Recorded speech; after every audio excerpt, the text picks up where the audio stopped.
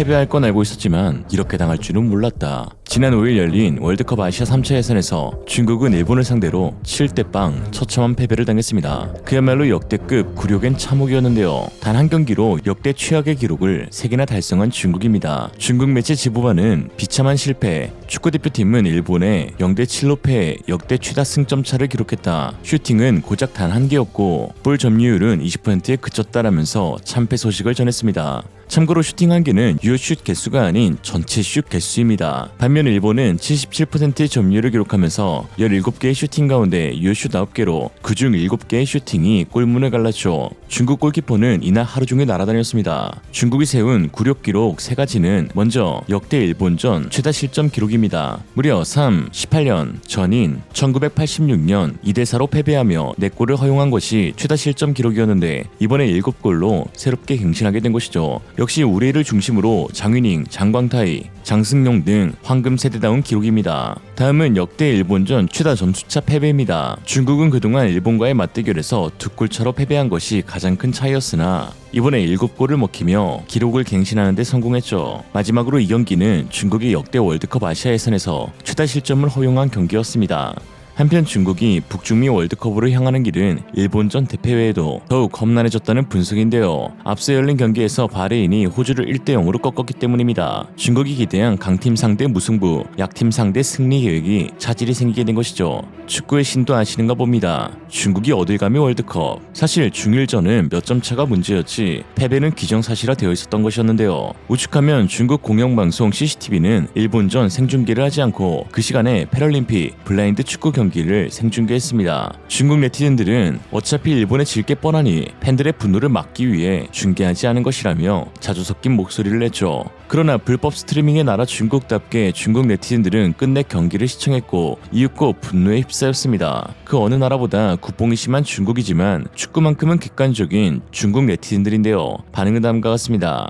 2자릿수 차이로 지지 않아서 오히려 다행이네. CCTV는 실시간 방송을 위해 저작권을 사지 않은 것이 현명했다. 오늘 밤 가장 외로운 사람 일본 골키퍼 스치키하야. 일본이 진지하게 플레이했으면 10점 이상을 넣었겠네. 오늘날 축구 국가대표팀에서 뛰는 모든 선수는 역사에 남을 것 같아요. 은퇴한 후에는 해설이나 유소년 훈련 따윈 하지 마시죠. 많은 점수차로 지는 게 낫다. 적게 지면 아직도 중국팀이 아시아 3류 정도쯤은 된다라고 착각하니까 라고 했습니다. 한편 중국 리그에서 뛰고 있는 브라질 출신 무리치는 개웃긴 글을 적었는데요. 자신의 SNS에 아니 인구 15억의 나라가 어떻게 뛰어난 선수 30명도 배출하지 못하는지 이해가 안 된다라는 팩폭을 날렸습니다. 광저우 에버그란데 용병 무리치는 중국 축구대표팀이 일본 대표팀에 0대7로 패배했다는 소식을 방금 봤다. 나는 이 결과에 충격을 받았는데 이는 중국 축구가 축구 강국이 되려면 아직 멀었다는 것을 여실히 보여준다. 단순히 귀한 해외 원주에만 의존하는 것만으로는 문제가 해결되지 않는다. 각 클럽의 청소년팀에서 노력이 이루어져야 한다.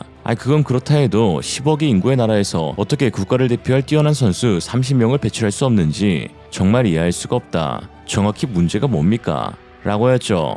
뛰어난 선수 30명이 태어나긴 하겠지. 메시가 소 키우고 호날두가 밥 간다잖아. 그러나 거기에 중화사상 한 스푼 또 개인주의 2스푼 넣으니 오늘날의 중국 대표팀 완성. 중국 선수들은 대표팀 선수라고는 생각이 들지 않을 정도로 최악의 경기력을 선보였는데요. 중요한 포인트는 선발된 선수들 모두 자국 리그인 중국 슈퍼리그를 씹어먹고 있는 선수들이라는 것입니다. 특히 올해에는 24경기에서 28골을 넣으며 외인 공격수가 넘쳐나는 중국 리그에서도 압도적인 모습을 보였는데요. 이에 일본전에 선발 출전하며 큰 기대를 모았던 우레이였지만 에라이 단 하나의 슈팅도 기록하지 못하면서 61분 이른 시간에 교체되는 수모를 겪었습니다. 그럼 얼마나 참혹했는지 그날의 참사 중국 선수 시선으로 함께 보시죠.